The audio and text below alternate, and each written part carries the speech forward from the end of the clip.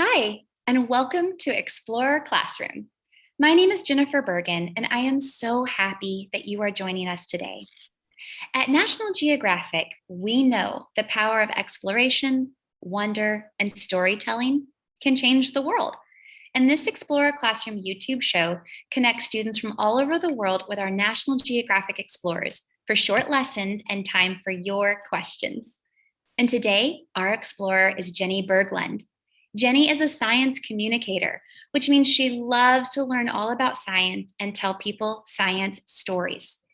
Sometimes Jennie tells a story with writing, like in a magazine or on a website.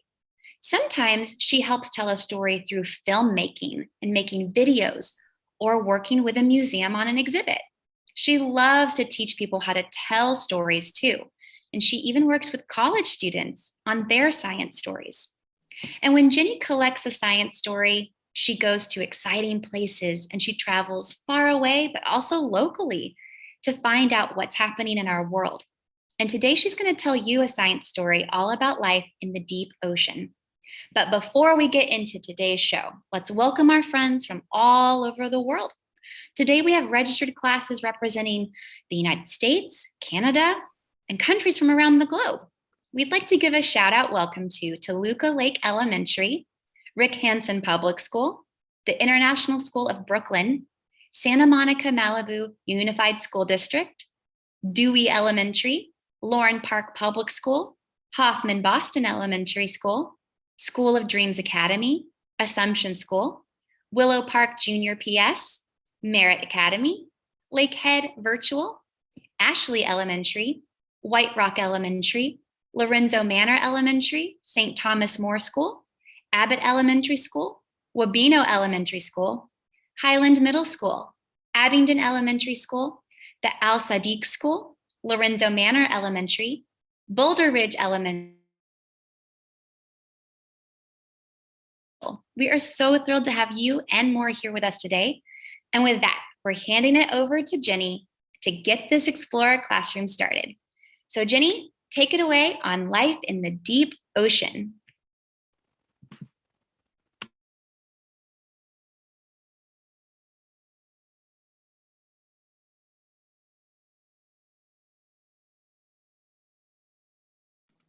Hi, everybody.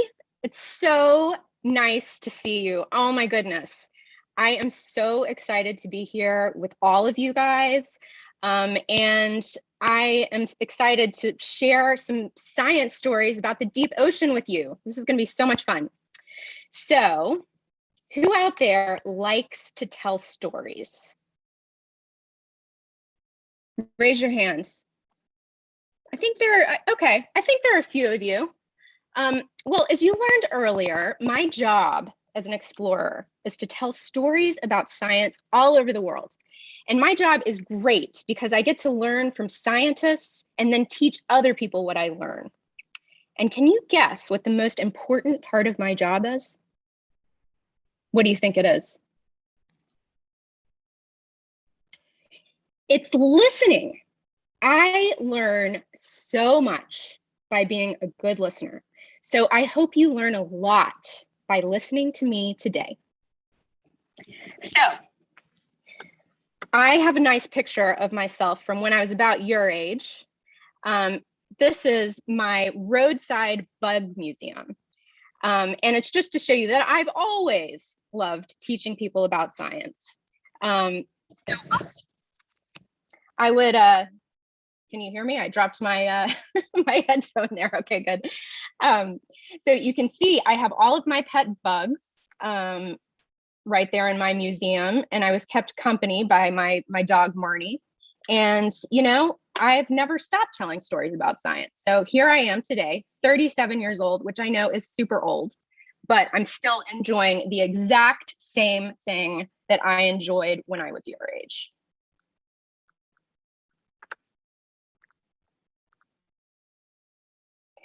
But these days, my favorite thing to do is to go underwater to learn cool things about life in the ocean and then tell stories about things I learned. So here I am checking out some cool ocean animals called sponges on an old shipwreck. These sponges live in shallow water. So I didn't have to dive down too far to see them, but sometimes the stories I like to tell happen in water that's way too deep for scuba divers. So I have a very important question for you. How many of you out there like to swim underwater? Raise your hands. Ooh, there are a lot of you. Well, that's great, because guess what? I do too. And today, we're going to take a make-believe trip together into a deep part of the ocean called the Twilight Zone. Are you ready? I can't hear you. All right. I think we're ready.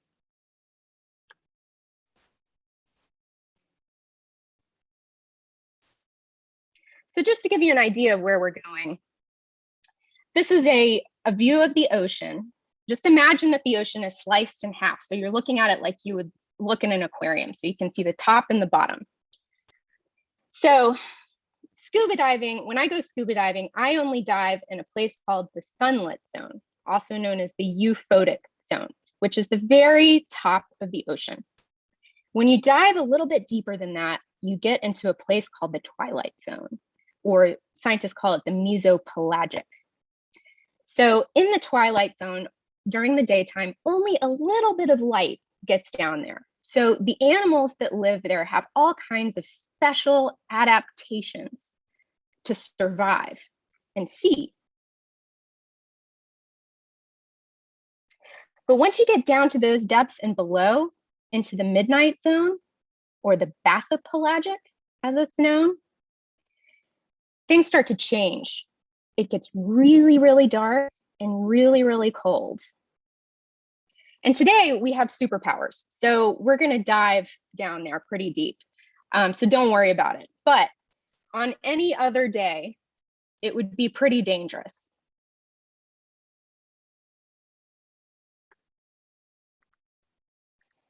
Because you see,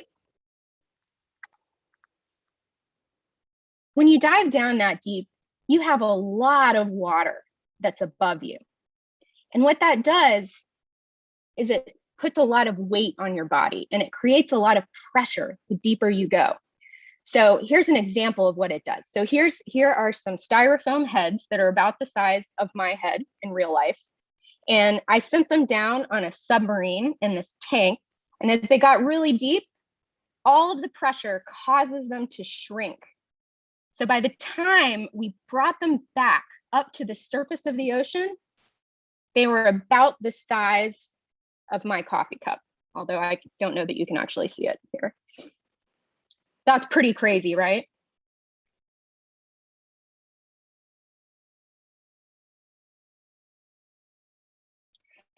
And because it's so cold down there, it's about the temperature of your refrigerator. You know, you wouldn't be really comfortable down there. But again, today we have some superpowers, so we're good.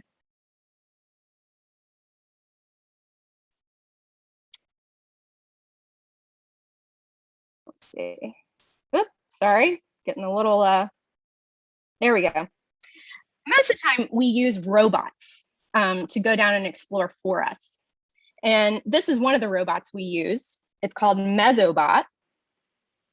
And it goes down all by itself into the Twilight Zone and records videos and takes data, you know, about temperature and all kinds of different things it can measure about, you know, the water in the ocean. And it goes down to the Twilight Zone and then brings back all that information to the surface. So today, in order to get to the Twilight Zone, we have to go to really, really deep water. So today we're going to go off of the east coast of the United States and the northeastern region in the Atlantic Ocean. It's called the North Atlantic Ocean. And we're going to motor the boat about 100 miles. 100 miles, that's a long way, off the shore to a place that's off of what's known as the continental shelf. So basically, where we live at the surface of the water on land is part of a larger continent that's underwater. And so basically if you travel 100 miles east, off the East Coast, you'll hit the shelf, the very edge of that continent. And then it goes into really, really deep water. So we have to go, to get to deep enough water to hit the twilight zone, we have to go all the way out there. So we're taking a boat.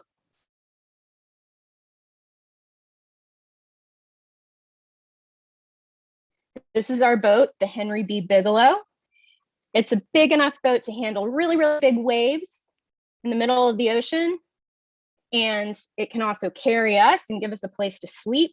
It also carries all of our equipment.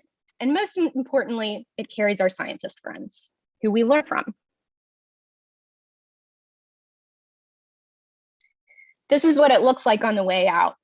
So you can see it's kind of sunset, and look how colorful the sky is over the ocean. But as you can see, it's about to get dark. And that's the perfect time for our dive, because it turns out the Twilight Zone is one of the largest, least explored habitats on our planet, and it contains more life than any other habitat on Earth. And at night, those animals from the Twilight Zone migrate to the surface.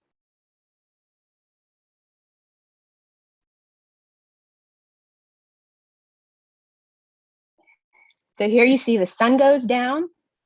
And when that happens, all of these creatures, squid and all kinds of crazy fish. Here you can see that there's a submarine down below all the fish. But you see all these squid, all these critters come to the surface, and they feed on lots of different kinds of animals. Here you see as the sun goes over this layer of life, this migrating life, they all sink back down to the Twilight Zone. But when it's dark, they migrate to the surface. And the cool thing is, all of that life comes to the surface to feed on phytoplankton and each other. And phytoplankton is really cool. They're basically like these microscopic plants, which make food from sunlight and carbon dioxide from the atmosphere. So you all have heard of carbon dioxide, right? It's an important gas that lives in the ocean, or well, it is in the ocean, but it's in the atmosphere. Too much of it makes our planet a little too hot, right? But just want to make sure that you understand what that is, because this is going to be really, really important later. So you got that? Okay. All right. Well, this migration, it happens every single day, and it's the largest migration on Earth. Now think about that for a minute. The largest migration on Earth, and it happens every single day. Now, most of the critters that take part in this migration are pretty small. So this is a fish, it's called a bristlemouth fish. It's probably the most, well, not probably, it is the most abundant vertebrate or animal with a spinal cord on Earth. So that means the most abundant fish. It's more abundant than birds. It's more abundant than humans. There are a lot of these critters that live in the Twilight Zone during the day. And they're pretty teeny tiny. You see here, it's not, bigger than a quarter. There are also things like lanternfish, which are really cool. There are lots and lots of different varieties of them. And you can see they have these little like glowing spots on them, and they actually glow. They create their own light. So most fish that migrate, like these lanternfish and like the bristlemouths, are what we call pelagic animals. Can you all say pelagic? Good, very, very good. So pelagic animals spend their entire lives swimming in the middle of the ocean. So they probably, most of them, never see the bottom in their entire lifetime. So, other animals, prefer to hang out on the bottom.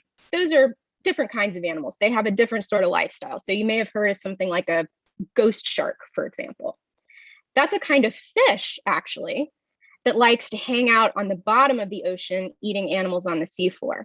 But pelagic animals, like these lanternfish, you know, they may never see the seafloor. They may never see a ghost shark. But interestingly, because they hang out in the middle of the ocean, they have to have sort of a different lifestyle. So because they rarely have anywhere to hide, you know, they can't hide under rocks or under shells or whatever on the bottom of the ocean. So because they can't hide, they have to swim fast. It makes them a little hard to study. So, you know, it's hard to go down in a submarine and, you know, watch these animals and how they behave, because the submarine's just not fast enough to follow these animals. So it's a really, really tricky place to study.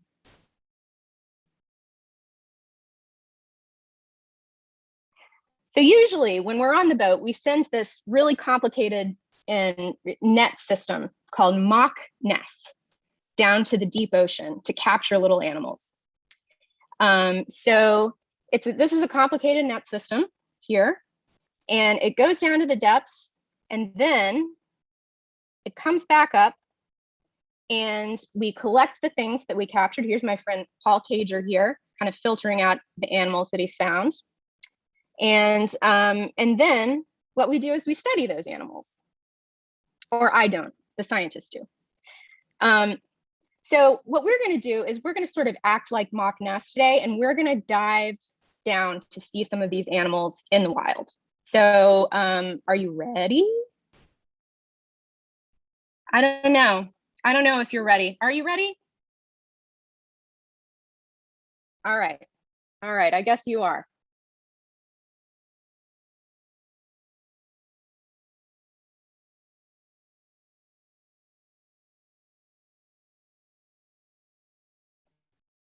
Oh, wow. So look at this. This is a crazy cool animal called a Stout. It's a jelly-like animal that may look like a jellyfish, but interestingly, it's actually more closely related to you and me than it is to a jellyfish. It's more closely related to a fish. Isn't that wild? And you'll see these are actually 3 different animals, all sort of in a colony together, but they can separate off. Whoops. All right. So sometimes little animals called Prambugs, although they're not actually bugs, they're kind of more like shrimp, they capture a Stout, and then they hollow out its body to make a little nest for their babies. So you can see one here. You see that orange head in there? It's attached to a body that looks a little bit like a shrimp. And then it's inside of this cavity inside of a cell, and it's laying eggs in there. So it's going to stay in there, protect its eggs, protect its babies until they hatch and they grow up, and they can travel and find their own self when they grow up.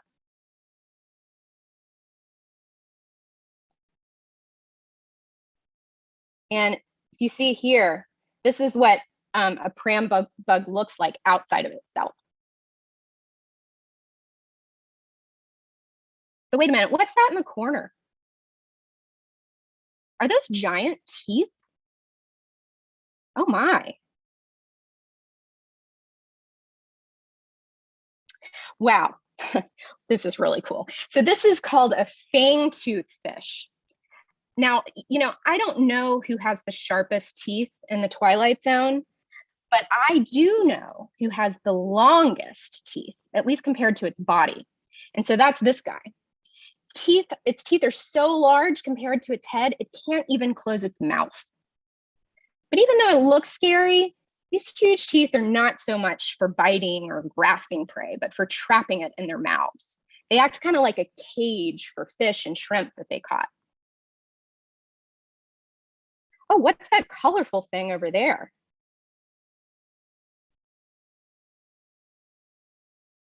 Oh, wow, it's an Atolla jellyfish, or a crown jelly.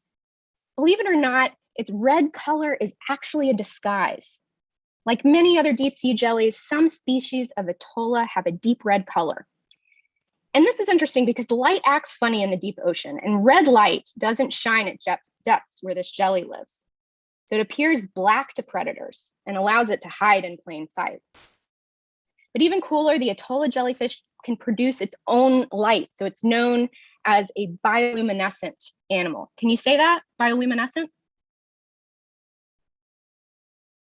Good. So it gives off flashes of blue light, and that color is visible in the deep ocean. And the blue flashes may startle predators or even attract bigger predators that can chase off assailants.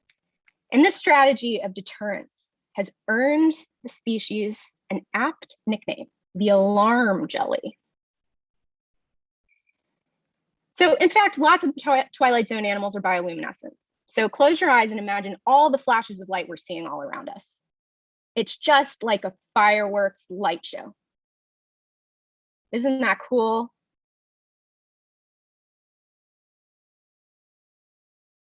Oh, wow, check out this critter. It's a strawberry squid. So strawberry squid have two different eyes, one larger that's highly sensitive to light and might be used to detect the silhouettes of prey hiding above. They also use bioluminescence to communicate and attract mates. Lots of big animals like sperm whales like to eat them. So, like the Atolla jelly, they use their red color to hide.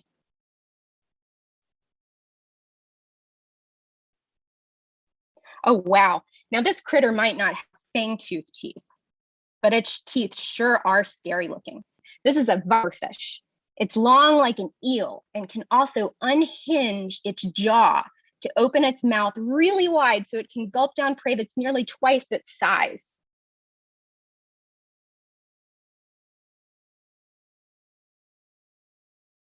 And just like the fangtooth, it uses those large teeth to trap prey inside of its mouth.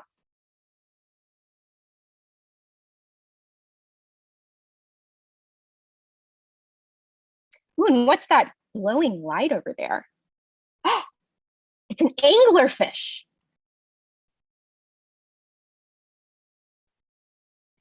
Anglerfish like this one use a dangling, glowing lure attached to the tops of their heads to lure prey into their mouths. When the prey gets close, they snap them up in a flash.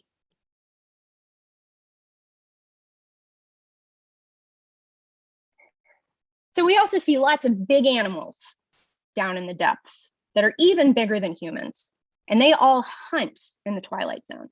So these animals are things here like you see sea turtles and penguins, and here's a sperm whale. There are even giant sharks and other gigantic whales.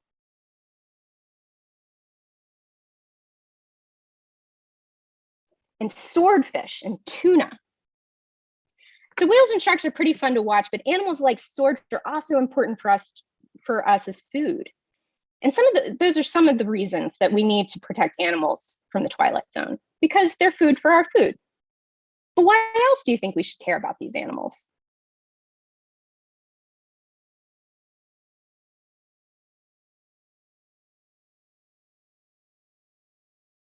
So I want you to do one last thing for me.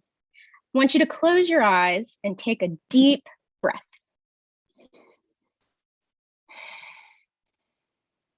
As it turns out, these animals keep our planet habitable. Now, how do they do that? They take carbon out of the air in the form of carbon dioxide, which helps our planet stay cool enough for you and me to live here. Without them, we actually wouldn't be able to survive. By the way, if you want to learn a little bit more about these cool Twilight Zone critters, check out keepitweird.org. I'll give that to you a little bit later. So anyway, I'm sure you've heard of CO2 and climate change. I'm going to stop sharing here because I just have a few last things to say. Can you see me? All right, great. So I'm sure you've heard of carbon dioxide and climate change. Carbon dioxide is around us everywhere. We breathe it out every time we exhale. But as humans have increased the amount of carbon dioxide in the air, using cars and machines that consume fossil fuels, that extra carbon dioxide traps the energy from the sunlight closer to Earth and changes our weather patterns and climate.